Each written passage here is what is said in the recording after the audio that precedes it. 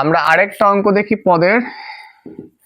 মনে করি যে একটা অঙ্ক এমন আছে 5 + 10 + 15 প্লাস ডট ডট ডট ধারাটির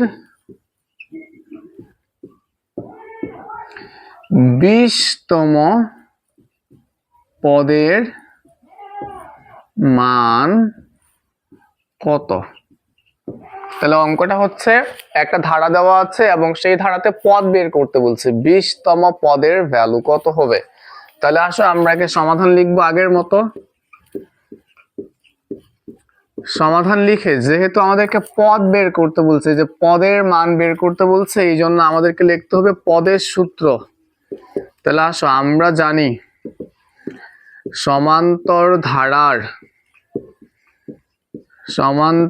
ধারার n-তম পথ, সমান্তর ধারার n-তম পথ সমান a + n-1 * d।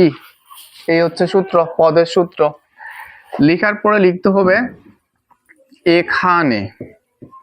এখানে লিখে আমাদেরকে এই যে ধারা আছে সেই ধারা থেকে a বের করতে হবে।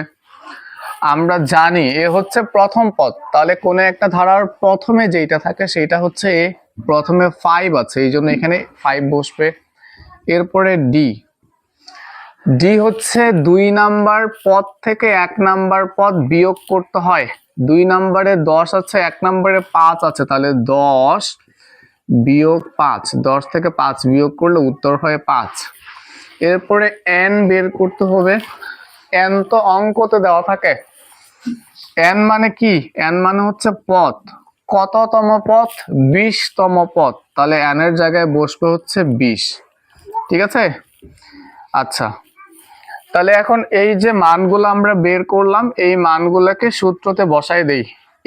এ বলতে আমরা 5 বের করছি, তাহলে এর নিচে 5 লিখবো, যোগ n আমরা বের করছিলাম 20, তাহলে এখানে 20 লিখবো, বিয়োগ হচ্ছে 1। এরপরে ডি, এই যে ডি এর মান হচ্ছে 5, তাহলে গুণ দিয়ে 5 লিখবো।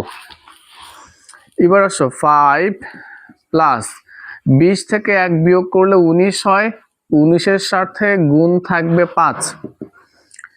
এই 5 ঠিক আছে, এই 19 আর 5কে যদি গুণ করি, 5 নং 45-এর 5, হাতে 4, 5 একে 5 আর 4 এ হচ্ছে 9, 95। তাহলে 95 আর 5 যোগ করলে হচ্ছে 100। এই যে 100, এটাই হচ্ছে এই ধারাটার 20তম পদের মান। আশা করি তোমরা এখন কোন একটা সমান্তর ধারা থেকে তার যে কোনো পদের মান বের করতে পারবা।